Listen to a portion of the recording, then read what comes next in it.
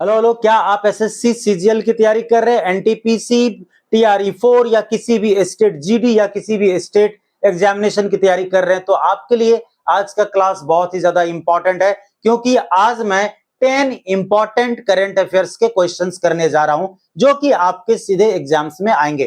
तो चलिए, आज हमारा जो पहला क्वेश्चन है, question number 1, Yashoda AI. AI तो जानते हैं आजकल इतना ज्यादा पॉपुलर है कि एआई से संबंधित सभी प्रश्नों को जानना आपके लिए बहुत ज्यादा महत्वपूर्ण है, चाहे आप किसी भी प्रतियोगी परीक्षाओं की तैयारी क्यों ना करते हो। तो यशोदा एआई अभियान किसके द्वारा शुरू की गई है? यशोदा एआई अभियान किसके द्वारा शुरू की गई है? तो जल्दी से आप मुझे बताएं, यशोदा एआई अभियान किसके द्वारा शुरू की है? जी हाँ, ये राष्ट्रीय महिला आयोग, राष्ट्रीय महिला आयोग के द्वारा शुरू की गई है। ध्यान में आप रखेंगे, राष्ट्रीय महिला आयोग के द्वारा शुरू की गई है यशोदा एआई अभियान। अगला क्वेश्चन है हमारा क्वेश्चन नंबर 2 कि किस राज्य सरकार ने अग्निवीरों के लिए 20% पुलिस नौकरियां में आरक्षित की है? पुलिस नौकरियां आरक्षित की है। तो किस राज्य सरकार ने आपको अग्निवीरों के लिए 20% पुलिस नौकरियां आरक्षित की? इसका मतलब है कि आपको पता है कि अग्निवीर को 4 साल के लिए भारत सरकार रिक्रूट करती है और 4 साल बाद हटा देती है। तो इसका मतलब है कि अब वो करे तो क्या करे, तो उन्हीं लोगों को प्रोटेक्शन देने के लिए जो हमारा राज्य सरकार है, उन्होंने 20% तक नौकरियां उनके लिए आरक्षित कर दी गई है कि दैट मींस जितना पुलिस में वैकेंसीज आएगा उस राज्य में, उसका 20% पे कौन होगा? तो हमारा अग्निवीर का ही सिलेक्शन होगा। तो जी हाँ, ये हमारा और कोई स्टेट नहीं बल्कि हमारा उत्तर प्रदेश है। कौन सा? तो उत्तर प्रदेश। ध्यान में आप रखेंगे। और साथ ही साथ आप लोग कमेंट करके एटलीस्ट मुझे यह बताएंगे कि आप लोग कौन कौन से प्रतियोगी परीक्षाओं की तैयारी कर रहे हैं, तो जिससे मुझे शायद और भी ज्यादा आपके लिए क्वेश्चंस बनाने में आसानी होगी। तो चलिए क्वेश्चन नंबर 3 पे चलते हैं कि प्रदीप नरवाल ने किस खेल से संन्यास की घोषणा की है? प्रदीप नरवाल ने किस खेल से संन्यास की घोषणा की है? तो जल्दी से आप बताएंगे कि प्रदीप नरवाल ने किस खेल से संन्यास लेने की घोषणा की है? तो जी हाँ, ये प्रदीप नरवाल जी ने कबड्डी से, कौन सा खेल? तो कबड्डी से इन्होंने संन्यास लेने की घोषणा की है। तो आप ध्यान में रखेंगे। अगला है हमारा सवाल कि किस राज्य सरकार ने वंदे गंगा जल संरक्षण अभियान शुरू किया है? किस राज्य सरकार ने वंदे गंगा जल संरक्षण अभियान शुरू किया है? किस राज्य सरकार ने वंदे गंगा जल संरक्षण अभियान शुरू किया है? तो जी हाँ, ये हमारा राजस्थान है। कौन सा स्टेट है ये? तो राजस्थान सरकार ने शुरू किया है। कौन सा? तो वंदे गंगा जल संरक्षण अभियान। अगला क्वेश्चन नंबर 5 है, किस राज्य के राजा खास गांव को पहला सौर मॉडल गांव घोषित किया गया है? वेरी वेरी इंपॉर्टेंट, देख के भी लगता होगा आपको। किस राज्य के राजा खास गांव को पहला सौर मंडल गांव घोषित किया गया है? तो जी हाँ, ये हमारा गांव है हिमाचल प्रदेश।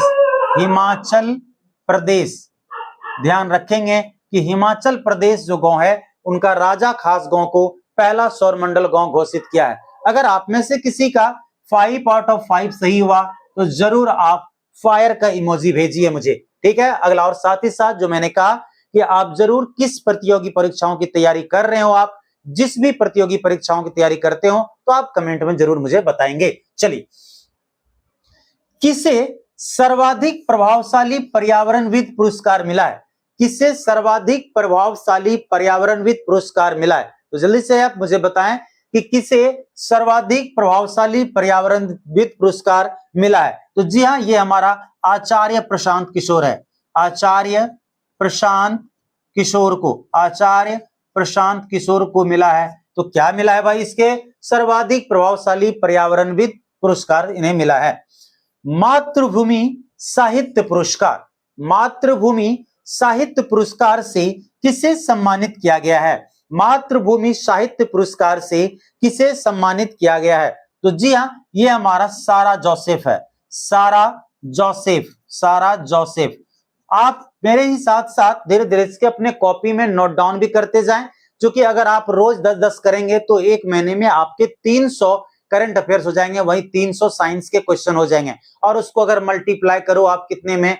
6 महीने में, तो टोटल 1800। दैट मींस कि 6 महीने में 1800 क्वेश्चंस आपके हो जाते हैं और ये 1800 क्वेश्चन कहीं ना कहीं आपको 3600 क्वेश्चंस के बराबर हो जाते हैं। इसको लिखते जाइए ताकि अगले 6 महीने बाद जो भी एग्जाम्स होगा उसमें साइंस और करंट अफेयर्स में काफी बेहतर परफॉर्मेंस कर पाएंगे। और साइंस करंट अफेयर्स लगभग सभी एग्जाम का 50% लगभग कवर कर देता है, तो आपकी सफलता 50% इस क्लास पे निर्भर करती है। तो जरूर आप देखेंगे इसको। अगला ये, किस भारतीय क्रिकेटर को आईसीसी हॉल ऑफ फेम में शामिल किया गया?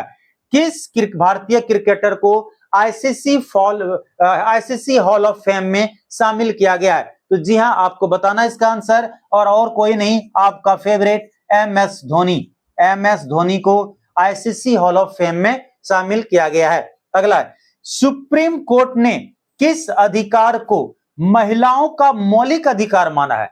किस अधिकार को महिलाओं का मौलिक अधिकार माना है? तो जल्दी से आप मुझे बताएंगे कि सुप्रीम कोर्ट ने किस अधिकार को महिलाओं का मौलिक अधिकार माना है? तो यह है मातृत्व अवकाश। मातृत्व अवकाश का अधिकार, मातृत्व अवकाश का अधिकार। तो जी हां, इससे आपको एक चीज और भी याद रखना है, ये अनुच्छेद आपको 21 में आता है। ये भी यहां से बहुत महत्वपूर्ण है, ये क्वेश्चन ध्यान रखेंगे, क्योंकि सुप्रीम कोर्ट ने कहा है।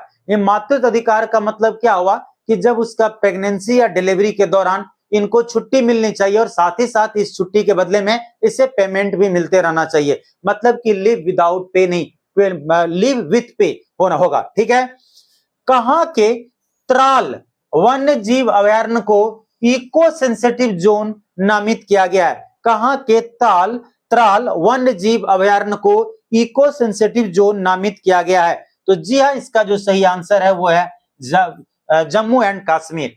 तो इस तरीके के बहुत इंपॉर्टेंट क्वेश्चंस को हर दिन जानने के लिए आप हमारे चैनल को लाइक करिए, सब्सक्राइब करिए और साथ ही साथ अपने दोस्तों के बीच में शेयर करिए, ताकि आप अपने साथ साथ अपने दोस्तों की भी सफलता को सुनिश्चित कर सकें। और अगेन मैं कहना चाहूंगा कि आप जिस भी प्रतियोगी परीक्षाओं की तैयारी करते हैं वो आप मुझे जरूर कमेंट करके बताएंगे, और साथ ही साथ आपको आउट ऑफ 10 में से कितना नंबर आया है ये भी आप जरूर कमेंट करके बताएंगे। क्योंकि ये सिर्फ कमेंट करने से आप अपना स्कोर नहीं, बल्कि आप अपने साथ एक कमिटमेंट करते हैं कि हमारा तैयारी कैसा चल रहा है, हमारे पास कितनी करंट अफेयर्स की अच्छी नॉलेज है और किस तरीके से और इंप्रूव की जा सकती है। बस thank you very much, see you tomorrow, bye bye.